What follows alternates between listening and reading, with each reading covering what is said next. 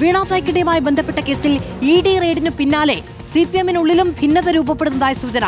ജില്ലാ സെക്രട്ടേറിയറ്റ് അംഗത്തിന്റെ വീട്ടിൽ വരെ അന്വേഷണം എത്തിയ സാഹചര്യത്തിലാണ് പാർട്ടിക്കുള്ളിൽ പുകച്ചിലുള്ളത്.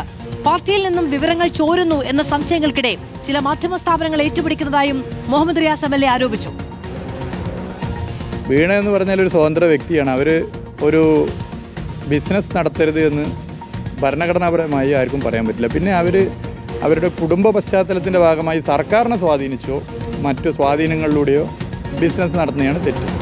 അതും ഈ സ്ഥാപനവുമായി ബന്ധപ്പെട്ട് പരിശോധിക്കാവുന്നതാണ്. അപ്പോൾ ഈ വിഷയം രാഷ്ട്രീയമായി നേരിടാൻ തന്നെയാണ് പാർട്ടി തീരുമാനിച്ചിട്ടുള്ളത്. ഞാനും ഇതുകൊണ്ടാകെ ഭയപ്പെട്ട് ഓടാനും തീരുമാനിച്ചിട്ടുണ്ട്. ഏത് അന്വേഷണം വേണമെങ്കിലും ഇതുമായി ബന്ധപ്പെട്ട് നടക്കാം.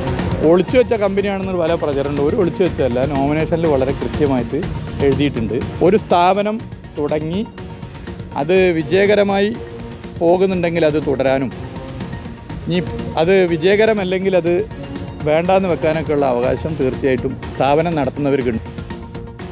AK അഭിലാഷ് വിവരങ്ങളുമായി നമ്മളോടൊപ്പം ചേരുകയാണ്. Abhilash, good evening. ഇതിന്റെ ഒരു പ്രശ്നം എന്ന് പറയുന്നത് മുഹമ്മദ് റിയാസിന്റെ സുഹൃത്തുക്കൾ എന്ന് പറയാമെങ്കിലും അവരൊക്കെ പാർട്ടിയുടെ ഉന്നതരായ നേതാക്കൾ തന്നെയാണ് എന്നതുകൂടിയുണ്ട്. അപ്പോൾ പാർട്ടി നേതാക്കളിലേക്ക് ഓരോരുത്തരിലേക്കായി അന്വേഷണം ചെന്ന് നിൽക്കുന്നതിനെ പാർട്ടി എങ്ങനെയാണ് കാണുന്നത്?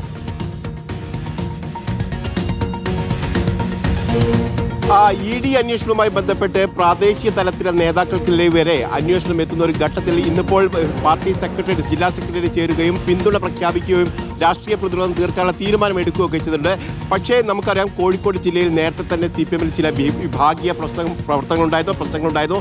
അത് വീണ്ടും തലപ്പൊക്കുന്നു എന്നതിൻ്റെ ചില സൂചനകൾ കൂടി ഈ ഘട്ടത്തിൽ വരുന്നു എന്നാണ് നമുക്ക് മനസ്സിലാക്കാൻ കഴിയുന്നത്. കാരണം ഈ വീണ തൈക്കടി ഈ സംഭവവുമായി ബന്ധപ്പെട്ട് യാതൊരു തരത്തിലുള്ള വിശദീകരണവും നൽകിയിട്ടില്ല എന്നും അത് വിശദീകരിക്കണമെന്നുള്ള ആവശ്യം പല കോണുകളിൽ നിന്നും നേരത്തെ തന്നെ ഉയർന്നു വരികയും ചെയ്തു. ഇപ്പോൾ ജില്ലാ സെക്രട്ടേറിയറ്റ് അംഗത്തിന്റെ വീട്ടിൽ വരെ ED റെയ്ഡ് നടക്കുന്ന ഒരു സാഹചര്യം, അതിന് പിന്നാലെ തന്നെ മുഹമ്മദ് റിയാസിനെ വിളിച്ചു വരുത്തി ചോദ്യം ചെയ്യാൻ നീക്കം നടക്കുന്നു എന്നുള്ള ചില സൂചനകൾ ഈ ഘട്ടത്തിൽ പാർട്ടിക്ക് ഇത്തരത്തിലൊരു പ്രതിരോധം തീർക്കാൻ കഴിയുമോ എന്നുള്ളൊരു സംശയം തന്നെയാണ് ഉയർന്നു വരികയും ചെയ്തത്. അതോടൊപ്പം തന്നെ പാർട്ടിയുമായി ബന്ധപ്പെട്ട ചില വിവരങ്ങൾ പാർട്ടിയിൽ നിന്ന് തന്നെ ചോരുന്നു.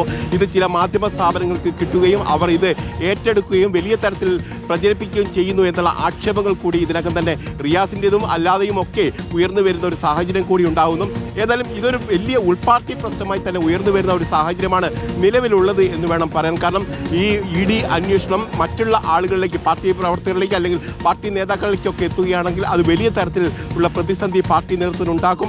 ആ ഒരു സാഹചര്യം കൂടി മുന്നിൽ കണ്ടുകൊണ്ടാണ് നേരത്തെ ഉണ്ടായിരുന്ന വിഭാഗീയത വീണ്ടും തലപ്പൊക്കുന്ന ഒരു സാഹചര്യത്തിലേക്ക് എത്തുന്നതെന്നാണ് നമുക്ക് മനസ്സിലാക്കാൻ കഴിയുന്നത്.